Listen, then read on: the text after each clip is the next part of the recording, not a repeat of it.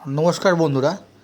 আজকের টপিক হলো যে আমরা অনেকেই বাড়িতে ঘড়ি ব্যবহার করে থাকি, বাট আমরা অনেকেই জানি না যে ঘড়িটা কোথায় অবস্থিত হলে কোন জায়গায় টানালে আমাদের বাস্তুদোষ কেটে যায়, আমাদের উপকার হয়। এই সব বিষয় নিয়ে আজকে ভিডিওটা। আমরা অনেকেই ঘড়ি বাড়িতে ব্যবহার করে থাকি, ঘড়ি লাগাই। অনেকে বাড়িতে বন্ধ ঘড়ি লাগিয়ে থাকি। বন্ধ ঘড়ি বাড়িতে লাগানো একদমই উচিত নয়। অনেকেই বাড়িতে 3-4টে করে ঘড়ি থাকে, ওটা হয়তো অনেকে অন্য জায়গায় রেখে দেয়, দেওয়ালে না টানিয়েও অন্য জায়গায় রেখে দেয়। সেটা একদমই বাড়িতে রাখা উচিত নয়। বন্ধ ঘড়ি বাড়ি থেকে দূরে ফেলে দেওয়া উচিত বা কোথাও গিয়ে দিয়ে আসা উচিত, লাগানো উচিত নয়। সেক্ষেত্রে দাঁড়িয়ে আমরা দেওয়াল ঘড়ি আমরা যদি উত্তর দিক বা পূর্ব দিকে লাগাই, সেক্ষেত্রে আমাদের বাস্তু মতে আমাদের উন্নতি হবে। কীরকম উন্নতি হবে? উত্তর দিকে যদি আমরা লাগাই, সেক্ষেত্রে আমাদের অনেক অর্থ লাভ হওয়ার সম্ভাবনা রয়েছে। আমাদের সম্পত্তির সমৃদ্ধি ঘটার সম্ভাবনা রয়েছে।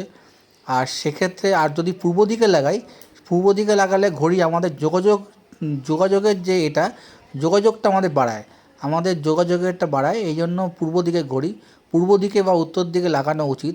ঘড়ি কখনোই কিন্তু দক্ষিণ দিকে লাগানো উচিত নয়। ঘড়ি দক্ষিণ দিকে লাগালে কিন্তু বিপদ আশঙ্কিত হয়।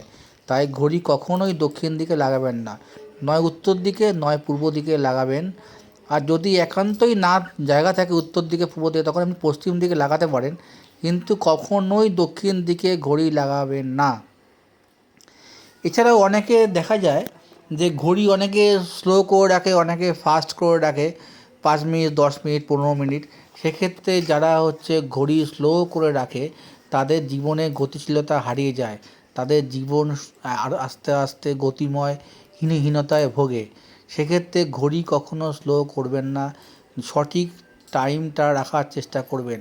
অনেকে ঘড়ি ফাস্ট করে রাখে, সেক্ষেত্রে কী হয়, তাদের মন চঞ্চল থাকে, তাদের একটা কাজে মন বসে না। তাদের বিভিন্ন ধরনের কাজ, বিভিন্ন ধরনের চিন্তাভাবনা মাথায় অবস্থান করে। সেক্ষেত্রে দাঁড়িয়ে ঘড়ি ফাস্ট করে রাখাটাও কিন্তু বাঞ্ছনীয় নয়। ঘড়িটা সবসময় সঠিক জায়গায়, সঠিক টাইমে রাখাটাই কিন্তু শ্রেয়। অনেকে হাত ঘড়ি ব্যবহার করেন। অনেকে ঘরে 4-5টা, 10টা, 6টা হাত ঘড়ি থাকে। অনেকে সেটা বন্ধ বা খারাপ অবস্থা থাকে, সেটাও কিন্তু ঘর থেকে ওটা কিন্তু আস্তে আস্তে বার করে দিতে হবে, নাহলে কিন্তু বাস্তু দোষ হবে। এইগুলি হলো আজকের বিষয়। যদি ভালো লাগে অবশ্যই লাইক, কমেন্ট, সাবস্ক্রাইব করবেন। আর অন্য কিছু জানতে আমাকে কমেন্ট করবেন, আমি উত্তর দেওয়ার চেষ্টা করব।